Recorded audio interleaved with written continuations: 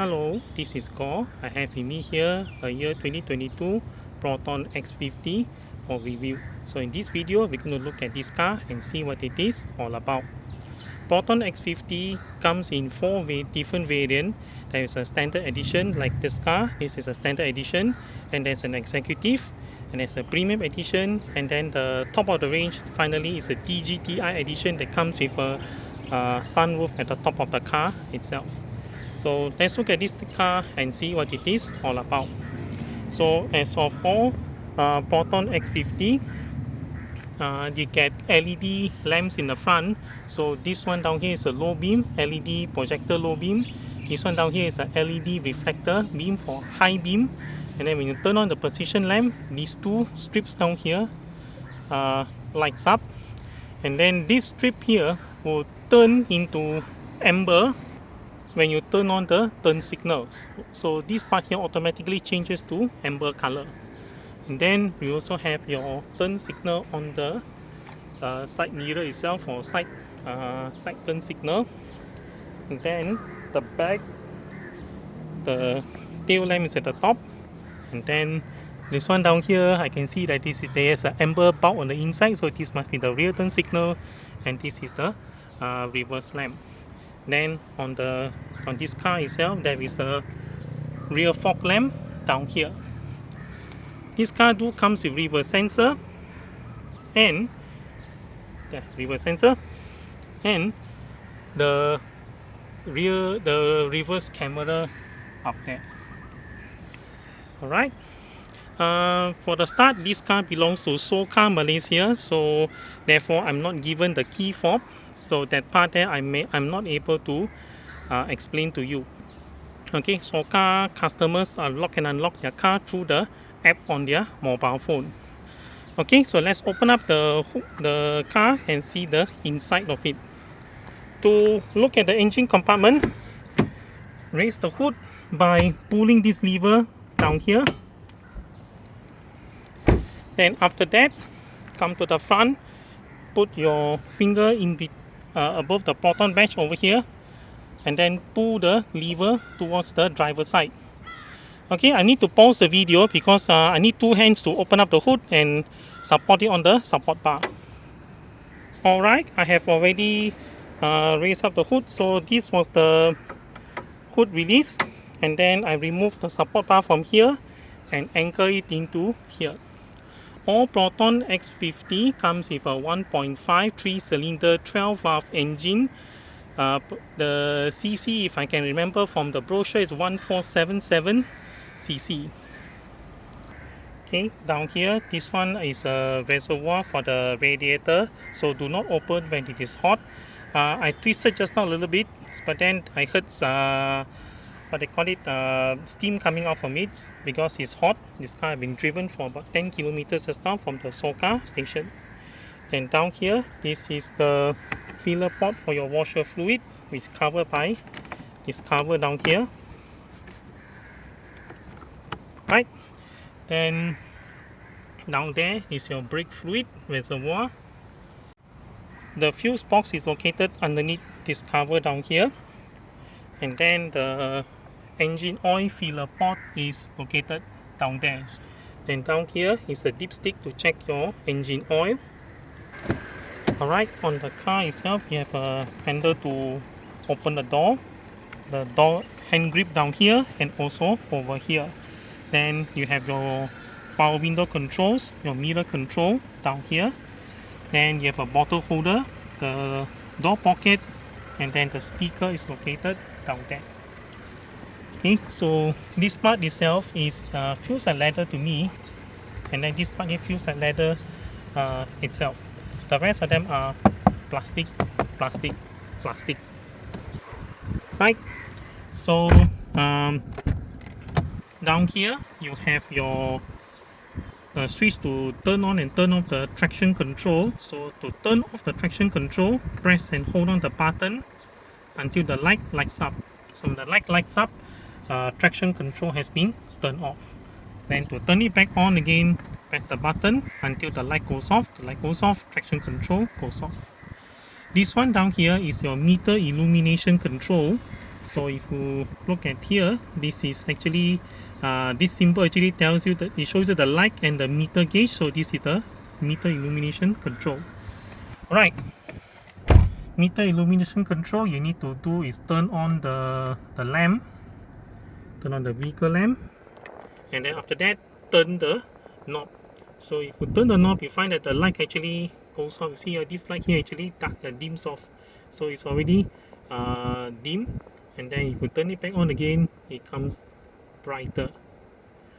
Alright, so actually what I did just now was I turned this way to dim the meter, and then I push it this way up to brighten it up. This one down here is your headlight leveling. So standard edition Proton X50 comes with manual headlight leveling. It's bright out there. I'll come back to this part later. Okay, there's a main blower down here, and then the main blowers are here, here, and over there for the car itself. Okay, there are steering controls on this Proton X50. The standard edition of the car do not only get urethane steering wheel with assist grip at the 10 and 2 o'clock position. Then on the steering wheel itself, you have your speed limiter. So if you turn it on, there's a speed limiter, but you have to set it from the system itself. I'll show you to you later. And then this one is cruise control. So press on it, this cruise control has been turned on. Then you can set the speed afterwards. Okay, so cruise control turn off. This one down here turns on the high proton switch. I'm here. High proton. I'm here. Okay, so that's the function. We'll come back to this later. And then for those of you who have already paired your phone to the player itself, then you have your pickup and put down the phone button down there. Then on this side, this one actually controls your multi-info display. So home button, actually this one returns this display to the home itself. Then there's a button to mute. Okay, button to mute. Yeah, you see, muted now. Unmute, muted again. And then these are your selector switches down here. And then this mode actually changes the mode of your player itself. Okay, I can't play too long because of copyright control. And then this button down here turns on and turns off the steering control. Okay, so if you disable the steering control, this is what you see on the button itself. Okay, steering control has been switched to local control. Okay, and then turn back on the steering control after this. On the left stalk, you get the light control and your turn signal control. The lights have been turned off, and then to turn on your beam, you just have to twist this knob down here. This is for position lamp, and then for the main beam is the one more notch up. So position lamp has been turned on, and then if you turn on the main beam, okay, so main beam has been turned on from here. Position lamp still remain on. Okay, to engage the high beam, just push the lever backwards one time, so high beam comes on. And then to turn off the high beam, just pull it this way, so you see high beam goes off. To flash the beam, pull the lever towards you to flash the high beam. Okay, even with the what they call it, the beams in off position, the daytime running light remains on. You can tell that the daytime running lights are on by this green icon down there. Okay, so this is the sign showing that it is the daytime running lights are on. You can see much better down here, like this. Okay, you can see that I have turned on the left turn signal, so the daytime running light switches off by itself, and then the LED now changes to amber, so showing that it is the turn signal. If you compare to this side, I turn on the signal on the left hand side, so the right hand side still remain on as daytime running light. So this is how the car looks like with the daytime running light on, and this is how it looks like when the turn signal actually turns on. So this beam actually switches off. Okay, the turn signals are activated by this way for left, and then this way for right hand side. Alright, there is a lane change feature for this car itself. So if you tilt it down this way, the left turn signal, the left lane change activates. The signal blink 3 times. Okay, watch again. Okay, signal blink 3 times. Similarly, if you push it up this way, okay, signal blink 3 times from there. Alright, so that's the lane change feature. Okay, now with the lights turned on, you can turn on the rear fog lamp by pressing this button down here. Sorry, you must on the main beam. Okay, you need to turn the main beam before switching on the rear fog lamp. So the rear fog lamp is being turned on by this switch itself. So this is how it looks like with the rear fog lamp turned on. The next stage involves showing off the wipers. So for safety reason, I lift up the wipers on both the front and also the rear itself, so that I don't want the wiper to scratch the windscreen. Alright, just like all cars, there is an option for you to go and what they call it, turn on the wiper for one sweep manually. If you find that there's water droplet on the windscreen, but it does not warrant you to turn on the wipers permanently. So by doing it this way, can you watch the wipers? So pushing down this way, the wiper actually sweeps one time. And then to turn on intermittent, this is what you do. The wiper now sweeps intermittently like this. The timing interval for the wipers, you can actually adjust. So this is, I put it in the middle like this. So this is the knob for you to control how frequent the wiper sweeps the windscreen. So this is medium. So if I turn it up this way, it's going to get more frequent. 1, 2, 3 seconds. Okay, if I switch it down here, it's going to be very, very long. So let's wait for the wiper to sweep.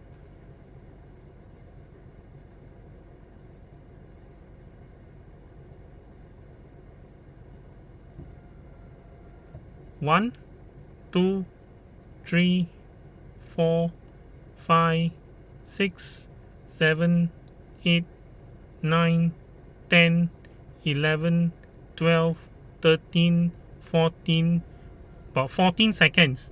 I'm reading out the timer from the clock on my phone itself in that case. Alright, and then of course one more intermittent. Okay, this is for regular, and then for fast, this is how it goes by. I can't keep the thing too long because it might slam back on the windscreen itself.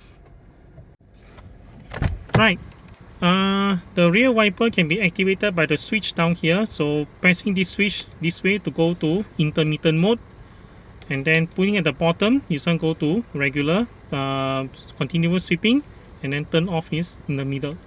So intermittent wipers takes on about, I think, probably 10 seconds. Just now I counted about 10.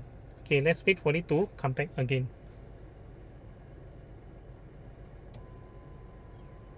1, 2, 3, 4, 5, 6, 7, 8, 9, 10, 11 seconds. Okay, per time. I switch it to regular, that mode. So regular speed, that way. Okay, now this car has a feature where if I put the car into reverse while the front wipers are on, the rear wipers can be activated. Alright, the car is in drive. Okay, I now activate the front wipers. Front wipers are there. Gear is still in forward mode. Okay, now watch the rear windscreen when I put the car into reverse. Okay, the rear wiper comes on automatically. Okay, and as long as my car is in reverse mode or reverse speed, reverse gear, the wipers sweep. Car is in reverse. And then if you look down here, I didn't even turn on the rear wiper. So the rear wipers comes on every fixed interval. Alright, so that's the feature for this car itself. Then to activate the washer, push the lever towards the away from you to activate the rear washer, and then pull the lever towards you to activate the front washer. Alright, let's have a look at the meter right now, the instrument cluster. So Proton X50 comes with two different kind of meter. So this, according to the user manual, this is type 2 meter. Type 2 meters are found on standard edition Proton X50. Okay, you have your tachometer together with your thermometer down there. So thermometer is slightly above full. You have your multi-info display in the middle, and then on the right hand side you have your speedometer and the fuel gauge at the bottom. The fuel gauge is about half tank right now, and then the middle part, this is your menu setting. Okay, so your multi-info display is down there. Okay, your multi-info display can be controlled by this panel down here. So to activate your steering control, press this button. So when you see that there is a double-headed arrow on the word menu setting, you can adjust by pressing this button down here. So this goes to your navigation, and then you have your multimedia. So I've connected my phone to the Bluetooth. I Bluetooth my phone to the player itself. So that's why you see the multi-info, the multimedia down there. Then this button actually can also adjust to different menus itself. Okay, so you can, when you start from here, current speed is 0 because the car is not moving at all. Stop. Okay, then after that, pressing the right button, this is show single fuel consumption. I just reset it, but I messed up my earlier shot, so I've reset the figure by then. So I've driven it around this block a few times, so it now shows 5 km per liter fuel consumption. This is for this single time. This time is going on. This is next one will be the average fuel consumption. So average fuel consumption, this one, it averages out all your drive. Okay, if it's a single drive, that means this particular drive only. If it's average, that means from your past time you start the car and then you drive it around, it averages all the fuel consumption from all those times itself. So because I've also said this earlier, so this one also shows out to be 5 kilometers per liter. So if the double arrow actually disappears on the menu, all you have to do is just press this button to get it back again. So when you get it back again, you can then control. Okay, instant fuel consumption, this one the car is not moving, so you won't get any settings. Okay, range from with the kind of fuel left in the tank, that's about 236 km before this car runs out of petrol. But please don't, for safety's sake, please don't drive until 236, then only you go and refuel. Okay, so you should always have fuel in your tank, because we don't know when you run out of fuel, and the worst possibility can happen is you run out of fuel at the worst possible location. Alright, the journey time, I've reset it earlier, so the journey time is now counting. It's 12 minutes at the moment.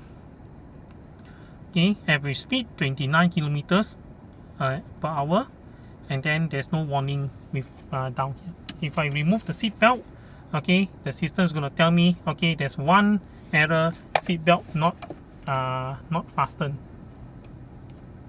Alright, so I'm going to fasten my seat belt. You should always fasten the seat belt when you're in the driver's seat, or in the car itself. Okay, or anywhere in the car. Rear passenger also, please buckle up for your safety. Alright, so activate, and then this is the vehicle menu setting. So you can use the arrow this way to bring up and bring down the menu, and then select by pushing the button in the middle. You can change the language of the settings. So vehicle language, this one changes the language. Alright, then to return, just press the select return. I will not change the language because I can't read Chinese.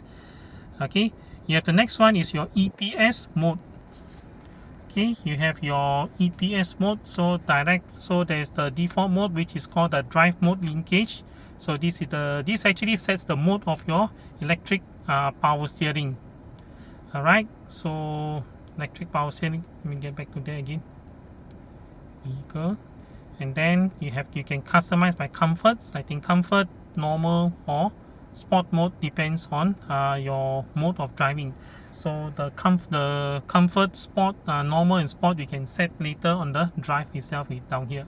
So I'm going to set it back to default, which is the drive linkage mode. Then to return, press this button. So over speed threshold you can enable and disable. So you can set the speed limit by selecting the speed from here, and then after that select yes or no if you want to set them. Okay, so again, over speed mode, that means if this car speeds over 120 kilometers per hour, the warning will turn on.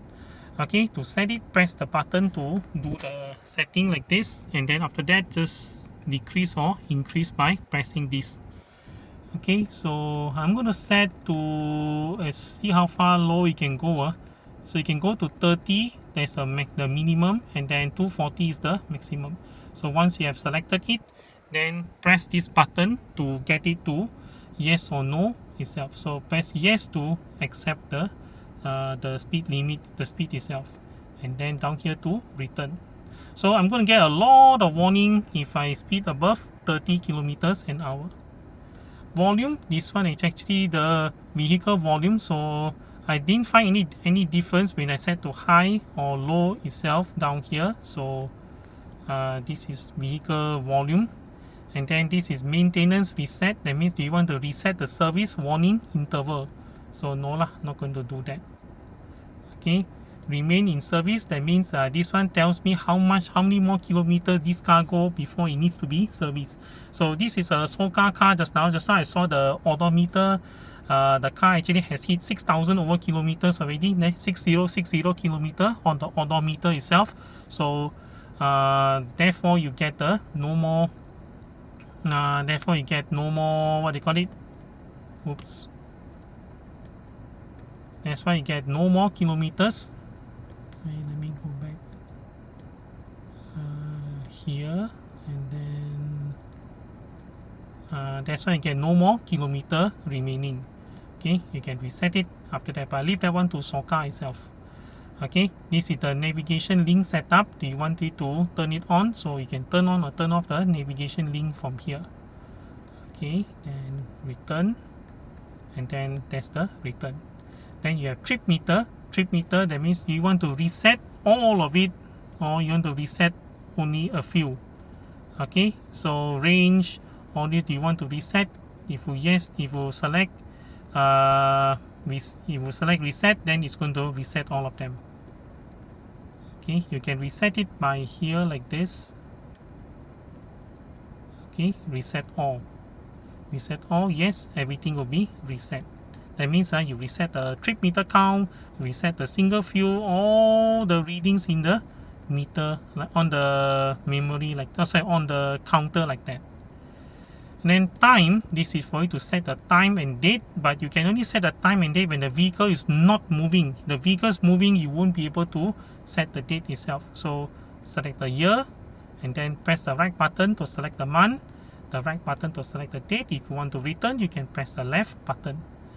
Okay, so when you hit the end of it, that means if you press the right button after the date, it will transpose you down to the yes no selection, and then you can select the yes or no for date. And then time, you can still adjust whether 12-hour mode or 24-hour mode. Return. And then clock, again, clock you can only set when the car is not moving at all. Okay, similarly, push up and down to select, and then press the left and right button to go left and right. And then when you pass the minute field, press the right button, it will go to select, allow you to select yes or no. Okay, and then return to return. This is to count the unit of temperature. That means you can set between Fahrenheit and Celsius. Okay, and then the pressure, what kind of pressure you want in PSI or kPa or bar, and then change the unit setting. And then for mile and fuel consumption, you can select to be like kilometer, how many liters per 100 kilometer, or you can say kilometer per liter, or miles per gallon. This is US reading for gallon, and then this is British setting for gallon itself. Return. Alright, and then the last one is just to return back to your normal setting itself. So I haven't set any of the readings, so the trip meter still stays, current speed, everything all still stays. I haven't set any of them. So this car is clocked 6,060 kilometers, and then down here is your position of the gear itself, and then the clock is up there, and together with the mode of driving. The mode of driving can be selected from these buttons down here. So this is for eco mode, and then this is for sport mode. So when you enter sport mode, if you see that this is already in sport mode, the car actually picks up very fast, and then everything changes to red. There's only two buttons, but there are three modes. There's a eco mode, there's a sport mode, and there's a normal mode. To achieve normal mode, you can select any of the speed mode and then turn them both off. That means you turn off the eco mode and turn off the sport mode, the car actually goes to this color. So that means you can see the multi-info display is in this color, so it's showing you normal mode. Okay, so press this button for eco mode, this is for sport mode, and then to return to normal mode, just turn off both modes. And then this one is for hill descent control. Okay, so hill descent control I'll show it to you later in the day. So the ground here is flat, so you won't be able to reach the place where I can demo the hill descent control. So this is the hill descent control light. You can turn it on and turn it off. Okay, the parking brakes are here. So you need to put your foot on the brakes to release and activate the parking brake. This one down here is what you call your auto hold mode. That means auto hold active. So if I put the car into drive, okay, and I release the foot brake, okay, you find that the car is not actually moving at all. Okay, it will only release the auto hold when I step on the accelerator. Okay, so when I step on the accelerator, auto hold mode goes off. Okay, just to give you the gradient itself, so if I release the parking brake, if I release it off, auto hold comes back on. So if I turn off the auto hold, the car actually rolls a little bit forward like this. So this is just to show you the gradient. Okay, so auto hold mode actually holds the car like this, not moving at all. Alright, so when I step on the accelerator to go forward, and then it will move. So this is auto hold. Auto hold can be activated by this button here, but your foot must be on the brakes to activate and deactivate the auto brake. Okay, I'm at the bottom of the hill, so I'm going to go up, and then this is also to demo the auto hold. So if I were to go to neutral, and then if I were to release my brakes, that's what it does. Okay, it rolls backwards. Okay, activate the auto hold. Alright, car's not moving, foot off the brake, and accelerator, and then it's still holding the car. Okay, so with this I can drive up the hill like this with the auto hold still holding, and then after that, if I release, if I brake, and then auto hold is still there, so I just have to release the accelerator, gradually driving it off. The hill descent control allows the Proton X50 to actually descend the hill at the proper speed. So I'm at the top of this slope right now, so looking down it's quite steep. Okay, so from here it doesn't look that much, but if I release the brakes, the car is going to run down the hill at a very uncontrollable speed. So this button here activates the hill descent control on standby. So what I need to do is just release the brakes, okay, and then brakes are not on, and the car is now controlling itself down the slope like this. Alright, puts you on off the brake and accelerator, the car just control down this way at a very controllable speed.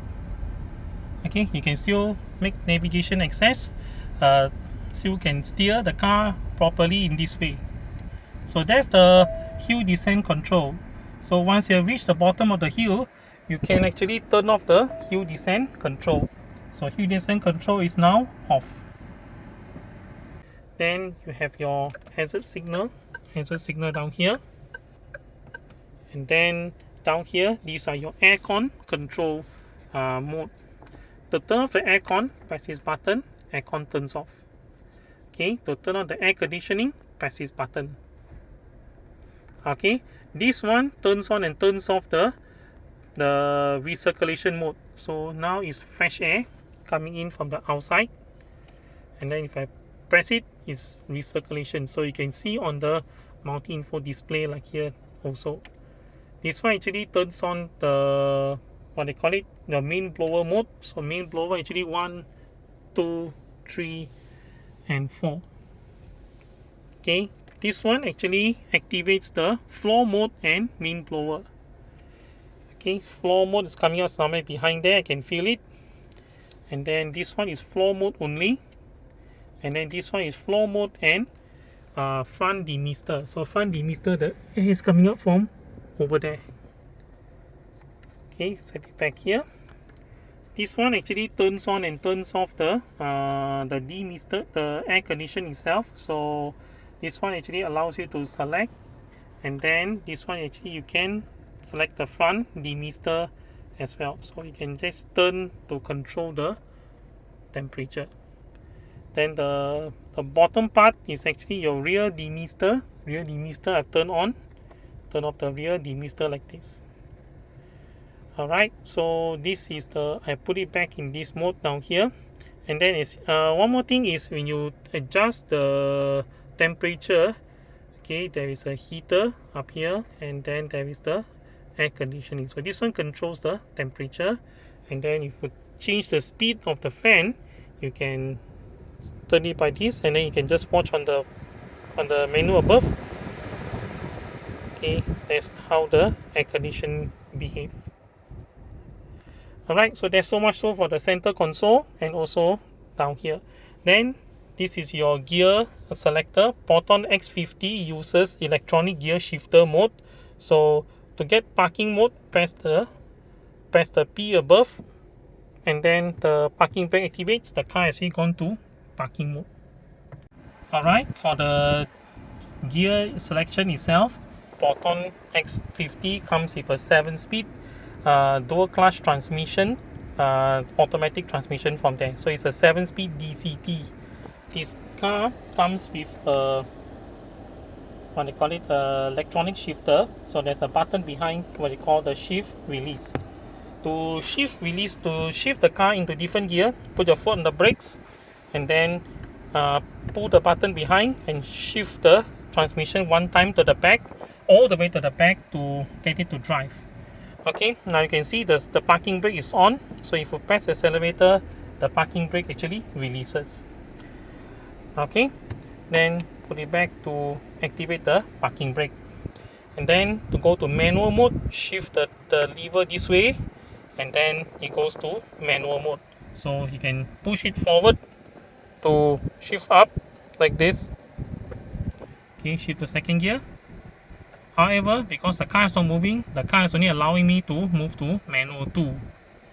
Then to downshift, we just backward like this, and then this one goes back to automatic mode.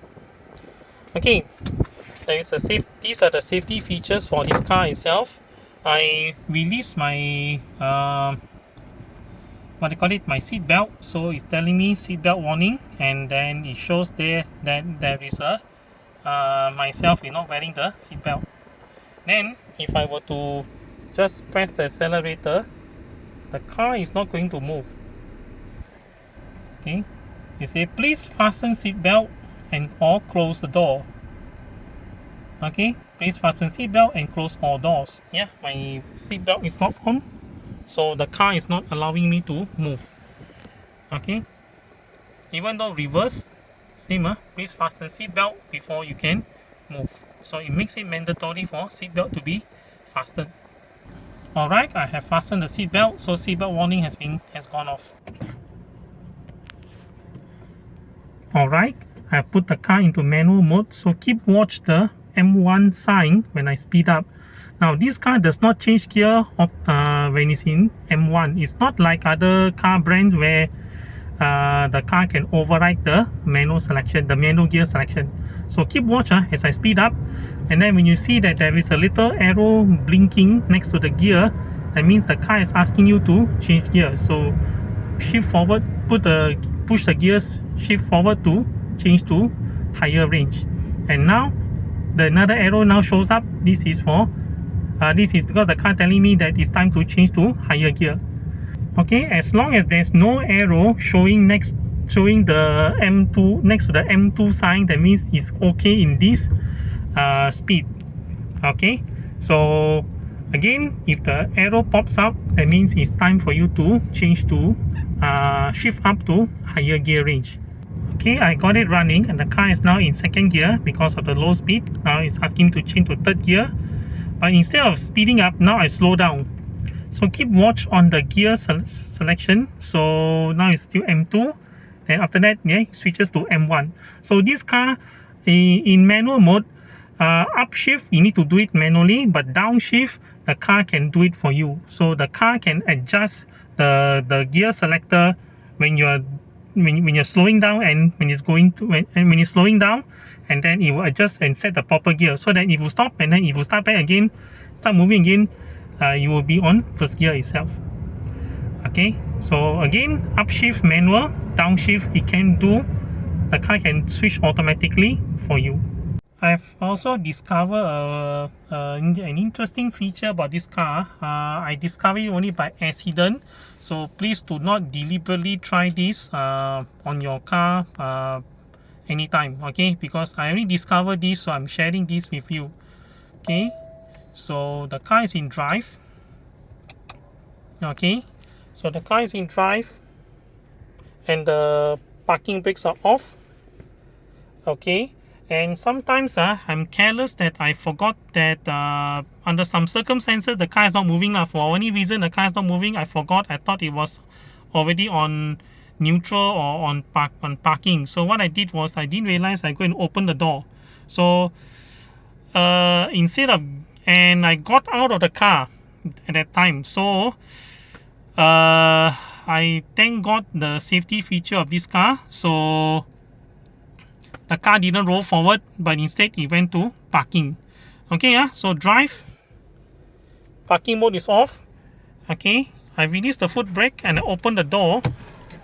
You notice that the car goes to park immediately, and it pulls the handbrake automatically. Okay, so this is the safety feature. Alright, it can also happen on reverse. Okay, car on reverse. Okay, car on reverse. And then I have also released the parking brake. So release and open the door. Notice the car goes to park, and then the handbrake engages automatically. So this is a safety feature. That time I got out of the car already. Then only when I didn't realize it, I thought it was on park. Then when I came back in, I remember, oh shoot, I put it on reverse. So the safety feature of this car, it override everything. So the minute you open the driver door, the car engages parking gear immediately, and it also engages the parking brake immediately.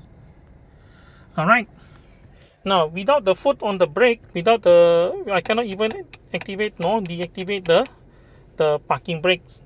And then similarly, I cannot even change the gear without pressing the brake. So these are some extra features we find on this Proton X50 itself. Okay, lastly, before we go to the back, before we go and look at the other car aspects, there is a lever down here that you can release to actually adjust the tilt for the steering wheel. So this car has a tilt adjustable steering wheel. So once you have done that, you just push it up to lock it in place. Pull this lever to adjust the seat back. Pull this lever to adjust the seat height. Okay, when it cannot move, it's already hit the maximum, and this way to go down. If it cannot move anymore, that means it's already at the minimum level. Okay, maximum height already. Pull this bar underneath the driver's seat to adjust the seat position. Okay, there is a USB port in which I have already plugged in a USB pen drive, and then there's a power outlet, but then the power outlet is only accessible from the other side of the car. That means it's accessible only from the passenger side. So passenger side, it's a bit difficult to get my camera in, but then that's where it is, the power outlet. And then there is a glove box on this side. So glove box, it's quite huge glove box, not lighted anyway. So there's a glove box, and then on the passenger side, you have the power window switch. You have the holder to hold on to the door. This one to close the door, and then this one opens up the door from there. So there's also the pocket, a bottle holder, and then the speaker.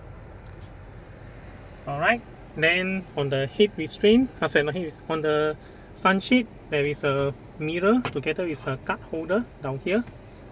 Then on the centerpiece, there is a map reading light this way, and then up here there is a mode for the door,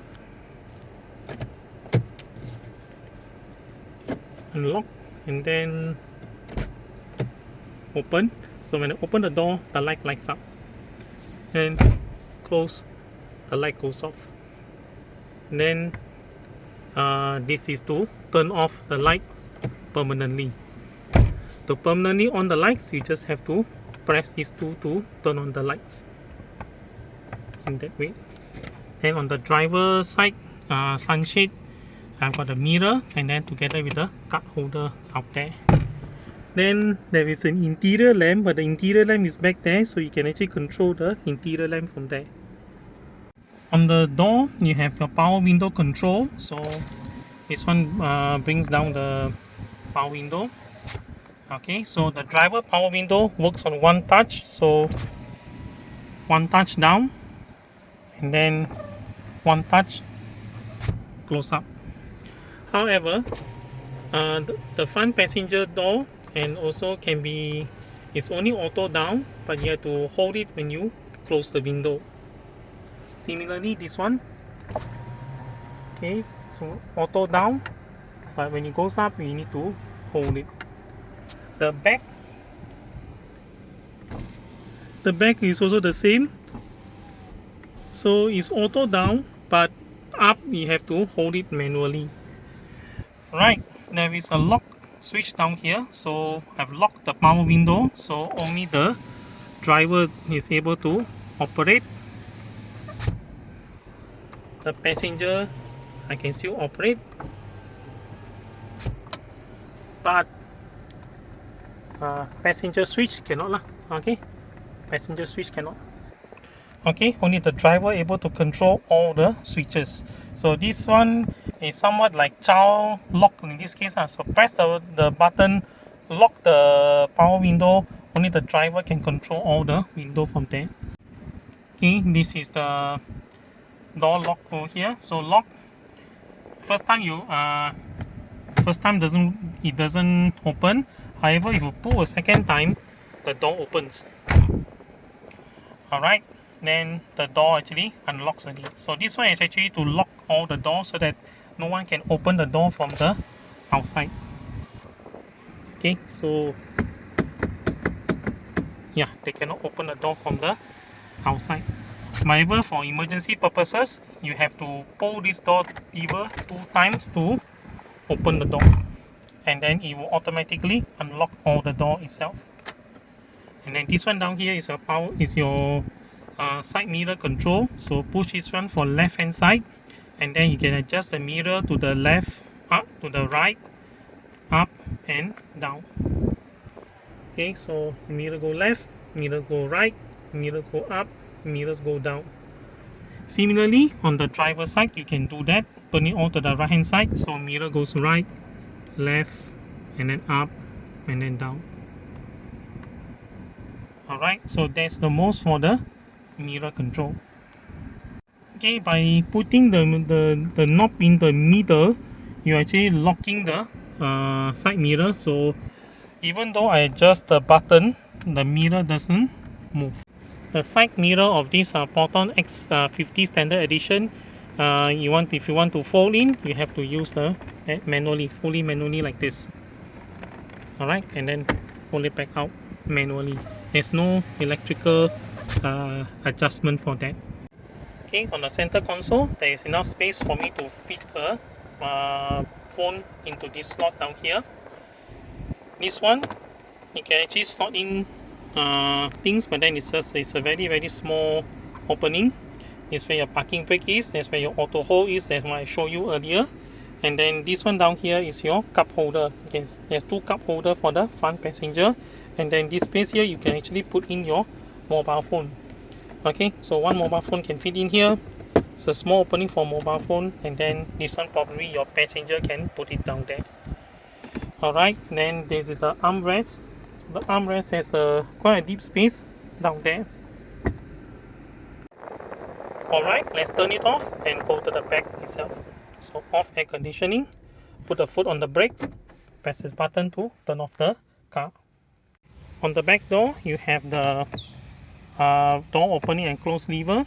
You have a hand grip here, hand grip over here, power window switch, and then there is the little storage down there, and then the speaker is down here. Okay, get into the car. I have set the driver's seat to my position. I have a lot of room space between the front seat and my knee itself, and I'm only doing it like this. Alright, so there's ample room for rear passenger. By the way, I'm 178 centimeters. There's about space between this finger and this finger position from the top of my head to the head restraint above. This one down here actually controls your light itself. So this on the left, this one on the one on the right hand side. Okay, so it's a on-off function only. Okay, and then there are assist grip for all the passengers except for the driver. So, and then there is a hook like this you can pull down to hook your whatever you need, like clothing and so on. I saw some people hang their coat at the back of the car, so this is a good spot for it. Okay, so there's one more for here, but there's none for the front passenger. Alright, there is a pocket on both sides of the car itself. Okay, so there are charger ports down here, two USB ports for charging, and then this is the rear air conditioning. Down there is a small little opening, cubby hole down there. It's a cubby hole, and this is about the back seat. Okay, for the back seat, the head restraint can be released, can be moved up and down. So to put it down, press this lever and then push the head restraint down. I need two hands for it actually, but then to lift up, very easy, just lift it up like that only. Okay, the middle seat belt is very easy to apply. Just put it down like that and then look for the one that says center. Okay, so let's try this one, see if it works. Yeah, it works. So immediately it becomes a 3-point seat belt for the rear passenger. 1 point, second point, and then third point. So middle seat belt are very easy to apply. And then the side seat belt is located down here. You can put it up like that to reveal it in this case. Alright, so there's the rear parcel shelf from where I am seated. The rear seat can be folded down very easily. Just make sure that the head restraint is fully retracted. That means press the button underneath there and push it down. And then all you do is just lift it up and then fold it down this way. It doesn't quite fold flat. It folds up at an angle. Okay, it's a 60-40 fold down position. The 40, the smaller side being on the driver's side, the 60% being on the passenger side. So I'll need both hands to fold up to push the head restraint all the way down.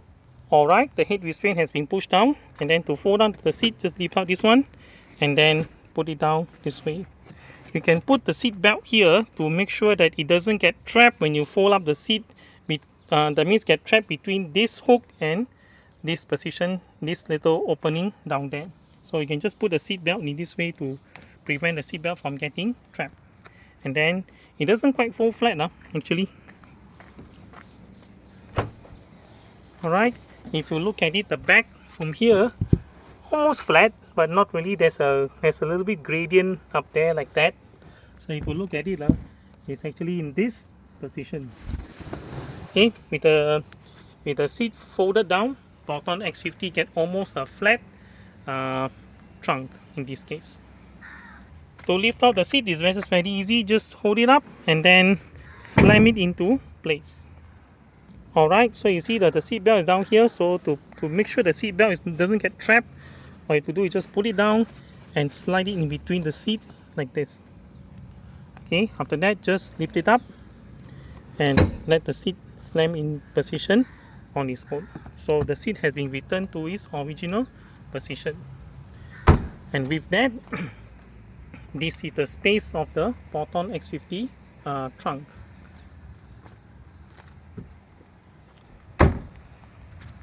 Okay, we have reached the back of the car. To open up the tailgate, all you have to do is just put your finger in between the just underneath the letter T in Proton, and then press the button. Okay, there's a release button. Actually, the release button is this one down here.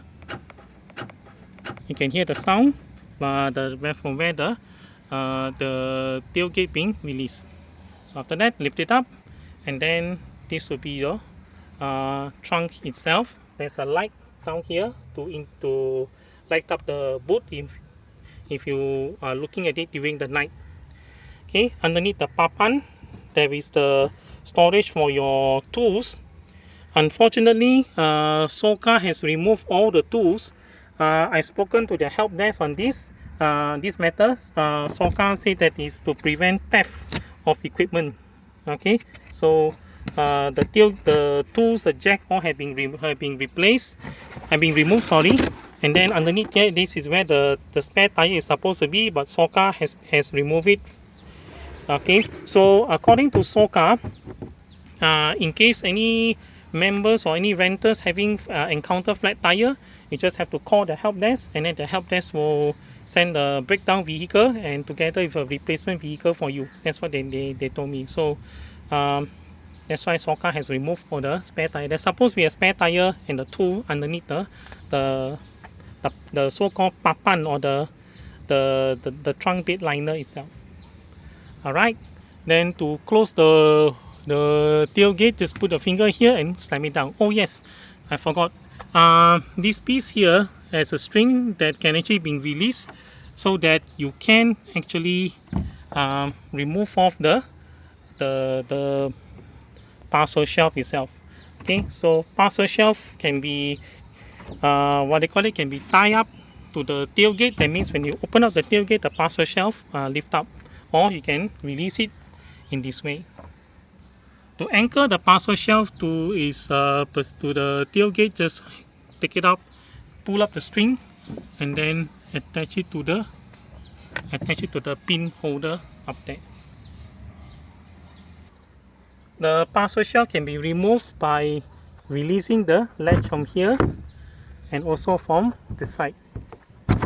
Alright, after that, just remove the strap, and then you can take off the whole parcel shelf like this. Okay, to put back the parcel shelf, all you have to do is just align this with this opening down here. That means align this one with this opening down here. I'll need two hands for it for this purpose. Alright, I have already aligned them both, so I just have to push it in and then push it in like this. So once it's already in, it's anchored in this way, and then you have already put back the parcel shelf. So parcel shelf, again, you can hang it back up here again to get it done like this. Okay, so Parcel shelf has been replaced, and then parcel shelf also has been tied to the tailgate. To close the tailgate, just lower this one and let it slam down on itself. Then the tailgate should lock itself by then. To open the petrol filler cap on this Proton X50, make sure the car is unlocked. If the car is locked, no amount of force can actually release the cap. Let me unlock the car and then we continue from here. I have already unlocked the car, so to open the petrol filler cap, just push in the door this way until it clicks. Then after that, open the cap, and then after that, the filler port is down here. So unscrew the filler port from its position, and then after that, insert this pole into the opening down here to securely mount the petrol filler cap so that it doesn't fall off and hit the car body, because there will be petrol residue on the underside of the cap, so petrol residue can actually corrode the paint. When you're done, just put it in this way, and after that just close the door, press until it clicks. I forgot to close the back door until now only I noticed it, so then you can see that the car is intelligent enough to tell me that the door is actually not turned off. So if I deliberately drive off, there I get a warning. Okay, I get an audible warning telling me that something is not correct. So yeah, it's not correct. The door actually is not being closed. So I'm going to go down and get the door closed up. Alright, let's have a look at the drive off in normal mode.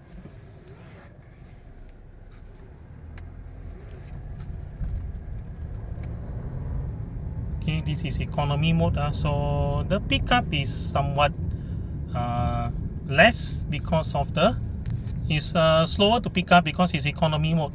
Okay, if I turn off the economy mode, then this is actually normal mode. It shows in yellow, so pick up slightly better,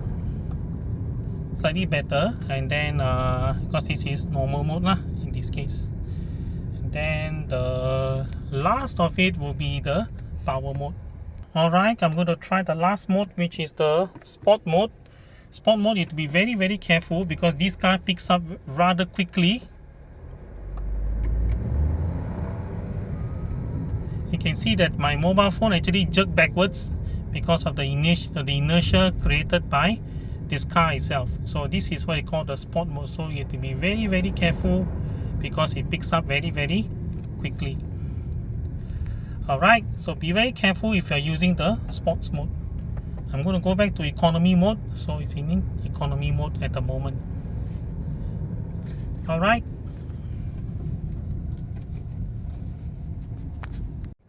Alright, let's have a look at the reverse. So reverse, there is a camera down there, so you can actually if you see that I'm turning the signal to the left, the marking down here actually shows the vehicle movement. So you can just reverse in this way and then put it back straight, and then once you're in, turn this way. Alright, okay, I've got the car in the position. So if you are reversing up against another vehicle, be very careful. So you see the van at the back, the Nissan Vanette. So this is where the van position is. So if you reverse it, just be very careful. This means this is still in safe mode. And then when the van, yeah, I begin to warn you.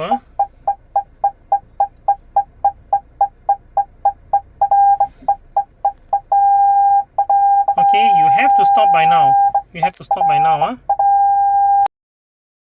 So when the van actually reaches this part here, the beeping becomes very loud. So that indicates that you have to stop the car. That means when the obstruction already reached the red line, you really have to stop. If you don't stop, you're going to risk crashing into the item at the back. So down here there's a reminder: pay close attention to the surrounding. This is also the obstacle warning. So if I were to reverse it all the way back, okay, the car can detect that there is an obstruction. You see, Okay, green obstruction already. So if I reverse it even further,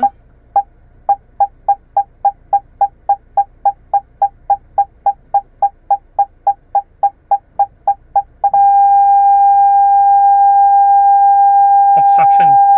Alright, this has been the Proton X50 Standard Edition. I hope this video actually helps. So to receive further updates, please click the subscribe button and hit the bell icon. If you have already subscribed, thank you for watching. If you haven't subscribed, please subscribe, and also thank you for watching, and to my next video, bye bye.